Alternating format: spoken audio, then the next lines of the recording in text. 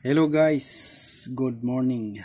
For this video, ituturo ko sa inyo kung paano mag-mute or mag-change music sa ating video.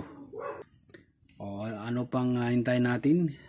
Umpisahan na natin.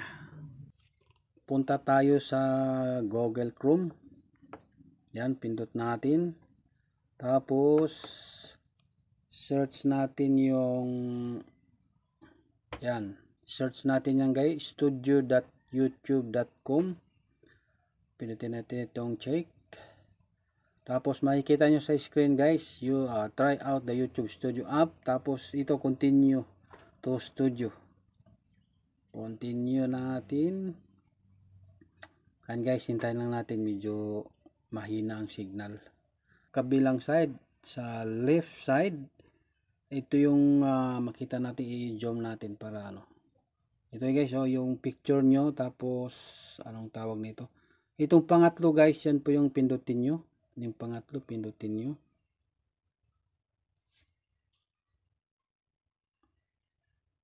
Ayan. Tapos, ayan. Ang nakalagay dyan, channel content. Ayan, video, short, live, post, playlist. Ngayon, sa live natin guys, meron tayong CPR o copyright music. So punta tayo sa live. Ayan. Tapos scroll natin pababa. May nakalagay dito guys, yung copyright. Palaki natin konti. Ayan, copyright, kailan to? Kahapon. Ayan, September 12. So kung paano ma-mute natin o palitan natin ng music, pinutin natin tong copyright, tapos see details. Ayan, yan lang guys. Ang dami pala. Ang nakalagay dito, video copyright details, status overview. Tingnan natin. You are sharing revenue with the artist who created the music in your video. Yun kasi guys, kinuha ko yung video na pinatugtog ko sa live. So, ang sabi nito, channel not affected naman, visibility public, tapos monetization sharing.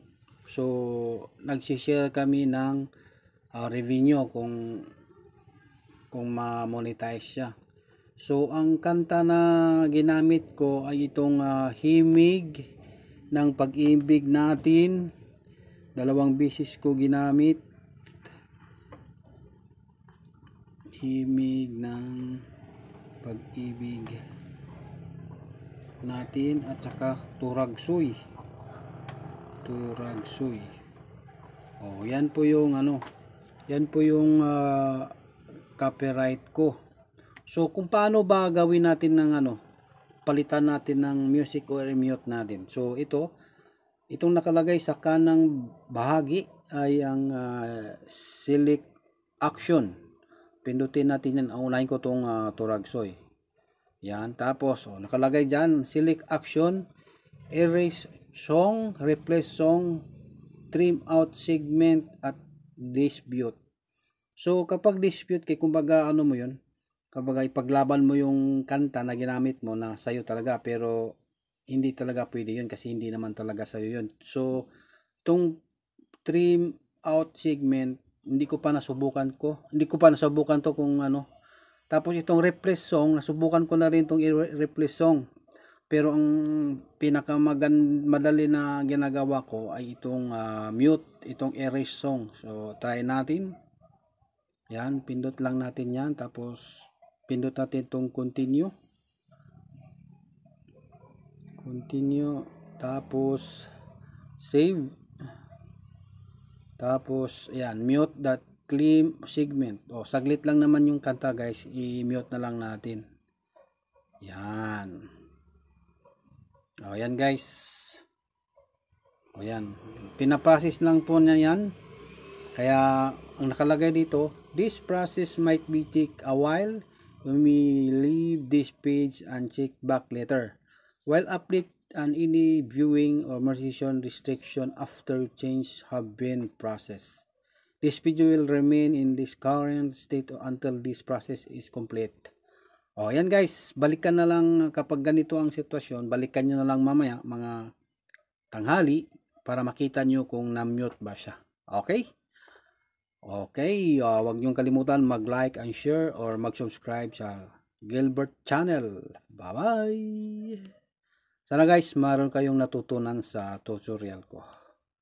Okay.